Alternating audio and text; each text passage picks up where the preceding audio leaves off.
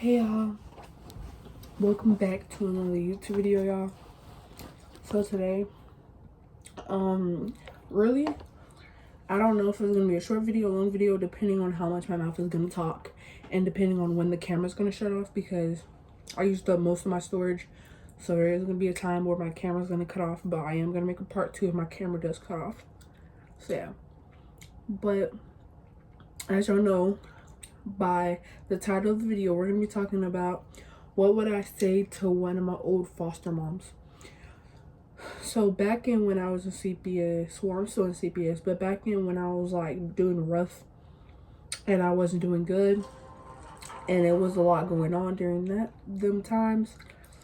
Y'all, I'm trying to fix my freaking tablet, y'all.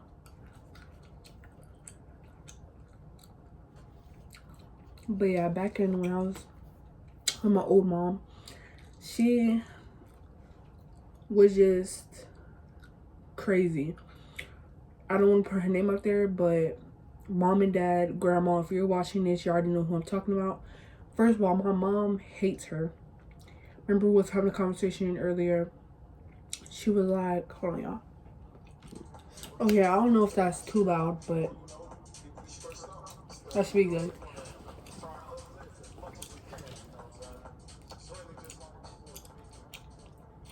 Yeah, but I remember I was having a conversation with my mom earlier, and she was just like, why don't you wash hair with braids? Y'all, comment down below if I wash my hair with braids. Because I don't wash my hair with braids. I wash my hair when it's out and it's natural, y'all. These are braids. I don't wash my hair with braids.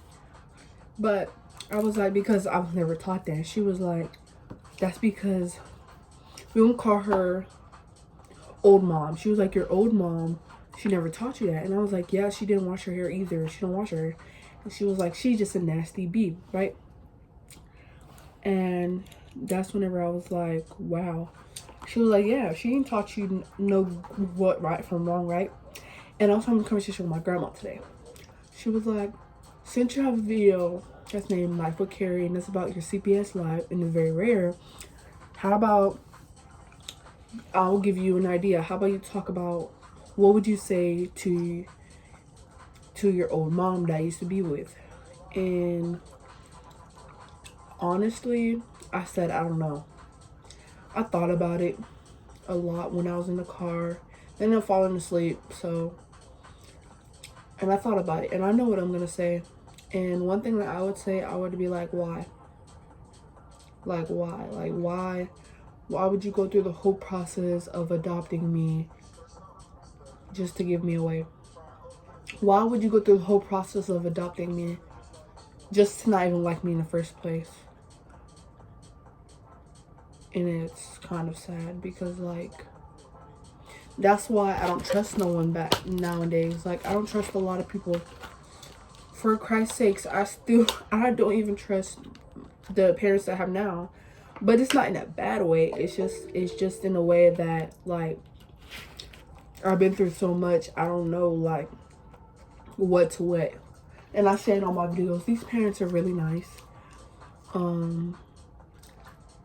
Yes, they are nice. Yes, they give me stuff that I need. Also, at the same time, there are times where I feel like Satan will get in my ear and be like, this is the honeymoon phase, don't worry about it, you're gonna get hurt later on, yada yada yada. And that's why I feel like Satan's still in my ear.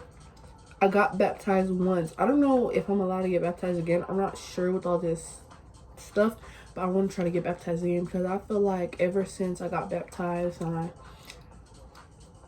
been through a lot of stuff, I feel like Satan's been getting more hold of me. And sometimes I'll be arguing with my mom and dad, and half the time I'll be like, bro, what are we talking about? I don't even feel like I'm controlling the conversation. At this point, someone else is talking for me. That's how I feel. But, I mean, a lot of people go through it. But, me, I feel like I need to get better. And a lot of things that I have said are hurtful. And my mom, she'll be like, you ain't hurt my feelings. I'm just mad. You ain't hurt my feelings. You ain't make me cry. You ain't hurt my feelings. I'm just mad. But I don't care if I didn't make you cry or didn't hurt your feelings. I still feel like I was disrespectful and that's wrong for me. And my situation, I'm a kid and y'all are grown adults. Y'all shouldn't let me go back and forth with y'all. And I'm not saying it's bad parenting. No, I can't say nothing about that because I'm not a parent myself. I'm not a parent myself. So, but what I would say is that, like, how do I explain it? Like, me, I need to stay in the child's place. And I think I don't understand that. And I really need help with that. And I'm noticing I was just like all coming to my head. My grandma was talking to me. She was like, you know, your mom took a long time to find you, yada yada yada. And I was like, I didn't know that. And she was like, yeah, she tried. She didn't give up. Every single time she took a dead end, she tried again. She tried and tried and tried. And when she finally found you, she was happy. She was happy. She wants you to stay. She don't want you to leave. She's not going to give up on you. And that's when I was really like, dang, these people are really trying my best with me. They're really trying. So then my old family, let's go back to the situation with my old family. What would I say? I'm not even scared to say her name. What would I say about Shantae? If she was to sit in front of me and talk to me, what would I say? I would say why. Like, cause like, why go through all the process of adopting me and just sit there and just give me up? Like, and I would be like, you took me away from my sister. You took everything away from me. You took away my brother. You took away my sister. Not my brother. You took away my sister, my other sister. You took away everybody that I have. And you left me with nothing. You left me wondering where they were. And you told me my brother died. You told me that Franche died in a car accident. And you said Kia was doomed to it too. And I was too. You sat there and told me that I was going to be like my mom. I was going to sit there and be in jail and stay in there for life or murder. You sat there and told me that I was a mistake in life. And I sat there every day thinking, what did I do to deserve this, God? And that's the first time I gave up on him. Because I remember I prayed that exact same day. Before I woke up, I prayed, have a good day. And what happens? She comes in my room screaming at me saying, you a B, you a H, you a all this, all this. Because I forgot to put up a cup last night. It's like one slip up turns into an argument. And I didn't argue back.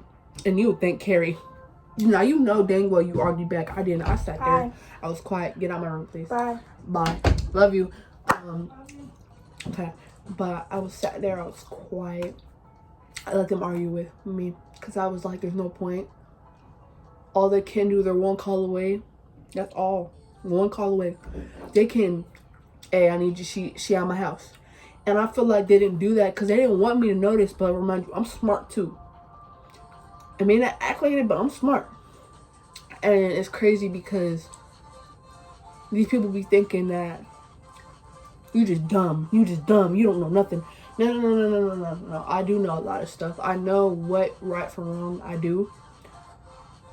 And the fact how she sat there adopted me, told me, even in court, she sat there and said, I will never let you go. She made a whole entire speech talking to me and Kia, saying that we were perfect. We were the missing problem for the family, and now it's all solved. And we were the missing puzzle piece, and now the puzzle was solved and stuff. And how they were waiting for us, and they just love us so much. Okay, but you sat there and lied and made a whole entire scene. And you took me away from a family that actually took care of me. If y'all haven't known, the family I'm with now was going to adopt me, used to foster me when I was 5. So then Shantae fought for us because she only wanted Kia. She did not want me. She wanted Kia because Kia was black and she had hearing problems just like Joe. And that's why Joe wanted her, but Shantae did not want me. Don't know why. Don't know why I'm always hated. I don't know why. Everybody hates me, but that's just what it was. And so when that happened, it was just like going on. And as soon as everything happened, a few months later, that's when everything started showing. She wanted me to do the dishes. I mean, yeah, that's normal chores, but she would threaten to oof me, if y'all know what I mean. she would threaten to oof me because I wouldn't do one dish. I remember I said, Mom, my hands hurt really bad because I was scrubbing. She told me, like, the stuff that I was scrubbing at the age, I couldn't even scrub. I was scrubbing a pan with dirt, throw up, feces on it, pee on it, and she wanted me to scrub it. And the whole time, it was all her. She did it. She put everything in there. She did it. She said, if you're not going to clean that, I'm going to kill you. I'm going to kill you and feed you.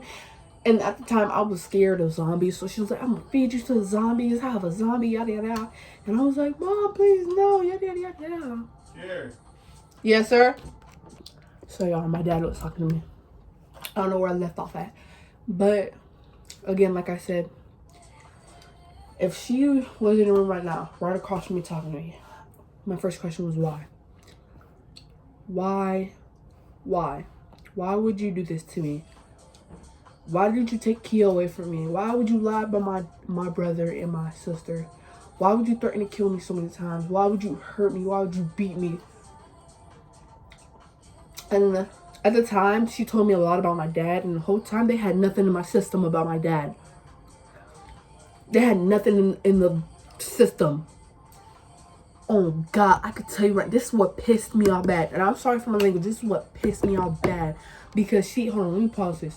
She sat there and told me that my dad was looking for me and trying to kill me. That's why I couldn't talk to nobody at school. I had no friends at school. I didn't go to no park I didn't go to no park. I didn't go to a store. I didn't get to run errands with her. I didn't do none of that. And she sat there and told me that my dad was looking for me and trying to kill me. And that's what really makes me mad. Because why would you lie to a little kid that believes everything around you? I still believe stuff to this day. Because I believe that. No grown-up will lie to me.